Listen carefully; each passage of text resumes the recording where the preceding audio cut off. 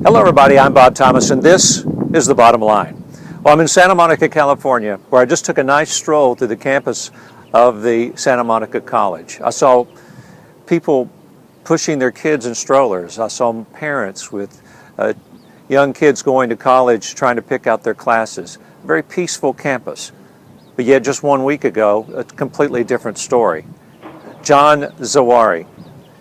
He lived not too far from here. His father and his older brother lived on Yorkshire, with just a few blocks back that way. He set the house on fire. He shot his father and his brother and killed both of them. He went out, he tried to carjack a car, shot another person there on the road, and then he approached the campus here at Santa Monica College.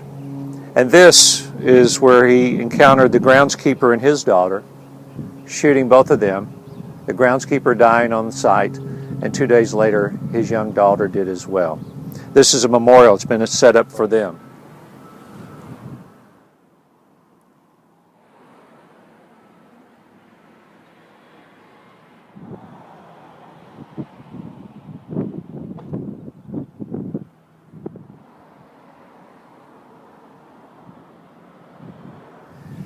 After he shot these two people, he then strolled this way. He walked down the street and onto the campus of Santa Monica College. As Zawahiri walked down the sidewalk and approached the campus of Santa Monica College, he encountered a 68-year-old woman that was collecting recyclable cans. And for some reason, he shot and killed her. And then 50 yards from that, the police shot him with shotguns. You know, Zawahiri, just years ago, attended Olympic High School right here in Santa Monica. This is where a teacher saw him surfing the internet one time for information on assault weapons. Then a classmate also reported that he had made threats against other students. Within days, police were involved, and Zawahiri was subsequently admitted to UCLA's Neuropsychiatric Institute. You know, this is an incredible tragedy. Anytime there's a loss of life, I mean, especially in a random incident, it seems even more upsetting. But let's try to analyze this rationally.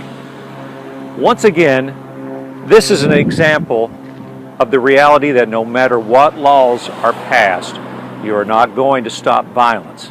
You know, California and Los Angeles have the toughest gun laws in the United States.